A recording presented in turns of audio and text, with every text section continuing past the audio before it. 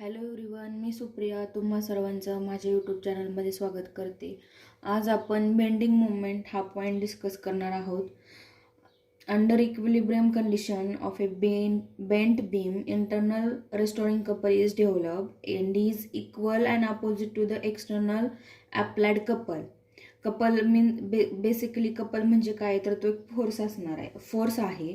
तर restoring couple म्हणजे काय, तर व्हेन टू इक्वल और opposite forces are exerted to ends of an object they constitutes a couple.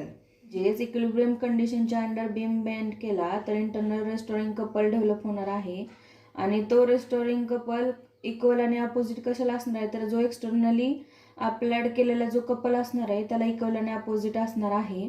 Bending torque applied to each side of beam if it was cut into two. Here consider a small part of xy neutral axis of a bent beam. हा एक beam bend केलेला आहे. Arc of radius R X, हा X Y हा neutral axis आहे, जो dash dash डॅशने दाखवलेला आहे तो न्यूट्रल ॲक्सिस आहे. आणि हा बीम बेंड केलेला आहे म्हणजे त्याचा सेंटर असणार आहे आणि तो सेंटर कोणता तरी अँगल बनवणार आहे. तर suppose this is centre O and it subtends arc of radius R, this arc of radius R and angle theta at this centre of curvature O. त्या बीमला अजून फोर्स लावला तर तो बीम अजून बेंड होणार आहे, म्हणजेच तिथं डिस्प्लेसमेंट होणार आहे. आणि हे डिस्प्लेसमेंट या साईडला होणार आहे, इकडे वरती होणार आहे, म्हणजे तो वरून ताणला गेलेला आहे. आणि ते फोर्स लावल्यानंतर वरची साईड ताणली जाणार आहे, म्हणजेच तिथं डिस्प्लेसमेंट झालेलं आहे. आणि ते डिस्प्लेसमेंट कशाने दाखवलं आहे, तर इथं एक्सने दाखवलेलं आहे. तर हे डिस्प्लेसमेंट झालेलं आहे एक्स डॅश आणि वाय डॅशच्या अनदर फिलामेंटमध्ये या न्यूट्रल ॲक्सिस पासून. आणि या न्यूट्रल ॲक्सिस पासून त्याचं डिस्प्लेसमेंट झालेलं डिस्टन्स काय आहे, तर एक्स आहे. जर एक्स डॅश वाय डॅश ही एक फिलामेंट असेल at a distance x from this neutral axis, तर आपल्याला x y is equal to काय मिळणार आहे, तर x y is equal to R theta. This x y is equal to R theta. आणि x dash y dash is equal to काय मिळणार आहे, x dash y dash is equal to R plus x into theta. हे R आणि हे plus x आणि angle theta. त्यामुळं increase in length of filament काय असणार आहे, तर ह्या दोन्हीचे ॲडिशन करायचे आहे. तर इन्क्रीज इन लेंथ काय असणार आहे, increase in length of filament हे R plus x into theta minus R theta काय येणार आहे, तर एक्स थिटा. म्हणजे तो भाग किती वाढलेला आहे किंवा त्याचं डिस्प्लेसमेंट किती झालेलं आहे, तर ते R plus x theta minus R थिटाने काढलेलं आहे, म्हणजेच एक्स थिटा राहते. म्हणजे एक्स थिटाने लेंथ इन्क्रीज झालेली आहे. आणि बीम बेंड केलेला आहे, फोर्स लावून एक्सटर्नल कपल लावून बेंड केलेला आहे, त्यामुळे तिथं स्ट्रेन डेव्हलप झालेला आहे. तर स्ट्रेन म्हणजे काय, तर change in length to the it is the ratio of change in length to the original length. मग चेंज इन लेंथ काय आहे, चेंज इन लेंथ काय आहे, तर X theta. Strain is equal to change in length काय आहे, तर X theta. आणि ओरिजिनल लेंथ काय आहे, तर R theta. This theta get cancel, राहते काय, एक्स अपॉन आर. तर आता आपल्याला स्ट्रेस काढायचा आहे. तर स्ट्रेस काय मिळणार आहे, तर स्ट्रेस काय आहे, तर यंग मॉड्युलस इंटू स्ट्रेन. तर यंग मॉड्युलस हा वाय आहे आणि स्ट्रेन काय आहे, तर आपला X upon R. This is equation 1. Stress, या स्ट्रेनवरून आपण स्ट्रेस काढलेला आहे. आणि यंग मॉड्युलसचा फॉर्म्युला काय आहे, तर it is the ratio of stress to the strain. यावरून स्ट्रेस काढलेला आहे. Consider a section ABCD of a beam at right angle to its beam and plane of bending. This line PQ lies on a neutral surface and the force of elongation act on upper half AB PQ. या AB PQ ला elongation होतंय आणि या खालच्या बाजूला PQCD ला contraction होतंय in opposite direction perpendicular to the section of ABCD and forms a couple. तर हे elongation आणि कॉन्ट्रॅक्शन करते त्यामुळं तिथं कपल तयार होणार आहे. आपल्याला काय काढायचं आहे तर मोमेंट ऑफ कपल काढायचे. त्यासाठी एक स्मॉल एरिया डेल्टा ए कन्सिडर केलेला आहे at a distance x from neutral axis PQ. या न्यूट्रल ॲक्सिस PQ पासून एक स्मॉल एरिया कन्सिडर केलेला आहे, त्याला डेल्टा ए असं म्हणलेलं आहे आणि त्याचं डिस्टन्स न्यूट्रल ॲक्सिस पासून x आहे.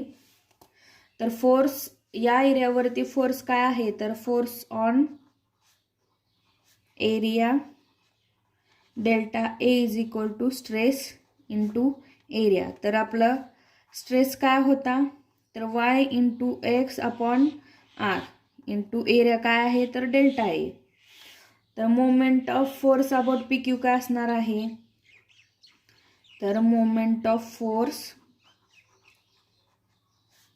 अबाउट PQ, कारण इथं वरती एलॉंगेशन होणार आहे आणि इथं कॉन्ट्रॅक्शन होणार आहे, त्याच्यामुळे तिथं एक अपोजिट डायरेक्शनमध्ये कपल तयार होणार आहे, त्यामुळे तिथे एक फोर्स तयार होणार आहे. त्यामुळं moment of force about PQ काय मिळणार आहे आपल्याला तर तो काय असणार आहे तर YX into delta A upon R into X, म्हणजेच y into X square delta A upon R. This is equation 2.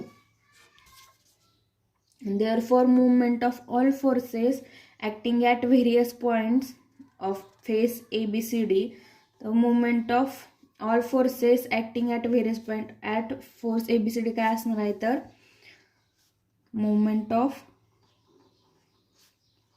all forces acting at various points of face ABCD, म्हणजे सगळ्या फोर्सचा मुवमेंट काय असणार आहे त्या फेस ABCD मध्ये काय असणार आहे तर y upon R. All forces आहे त्याच्यामुळे इथं समेशन येणार आहे, म्हणजेच त्याची into delta X square y upon R summation of delta A X square. Here summation of delta A X square काय आहे तर geometrical movement of inertia IG. Geometrical sigma delta A X square काय आहे तर geometrical movement of inertia IG of a section about PQ and it is equal to AK square.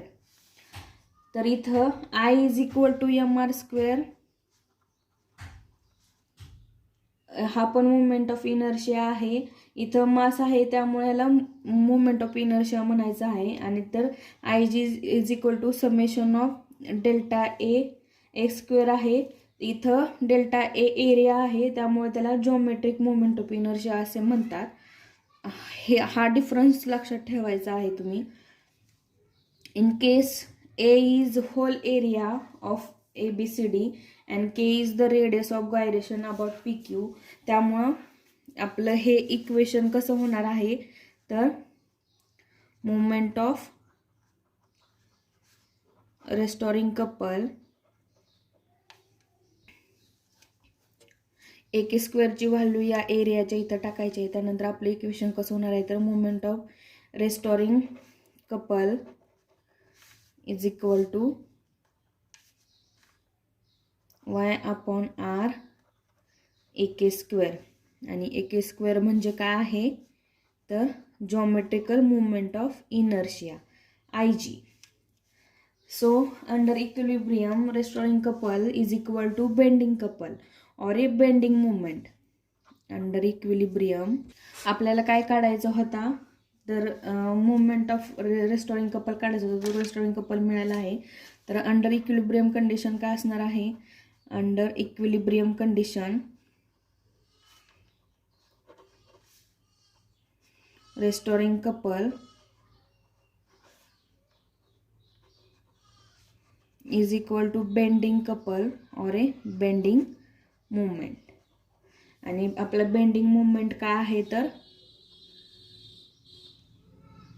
आपला restoring couple काय आहे, y upon R I G. म्हणजेच आपला bending couple पण काय होणार आहे, बेंडिंग कपल और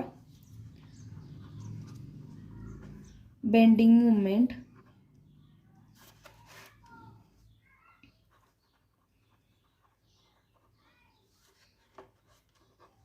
YIG अपॉन आर. सो आपण आधी मुवमेंट ऑफ रेस्टोरिंग कपल काढलेलं आहे त्या, आणि आपली कंडिशन काय आहे इक्विलिब्रियमची, तर restoring couple is equal to bending couple. त्यामुळे बेंडिंग कपल काय येणार आहे, तर YIG अपॉन आर.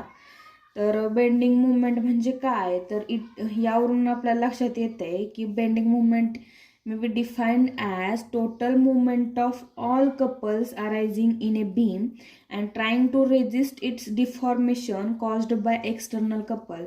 म्हणजेच टोटल मुवमेंट ऑफ म्हणजे ऑल कपलचा टोटल मुवमेंट काढणार आहे जो की त्या बीममध्ये असणार आहे आणि ते रेजिस्ट करणार आहेत डिफॉर्मेशनला, जे की एक्सटर्नल कपलने तयार होणार आहे ते डिफॉर्मेशन रेजिस्ट करणार आहे, त्यालाच बेंडिंग मुवमेंट असं म्हणतात.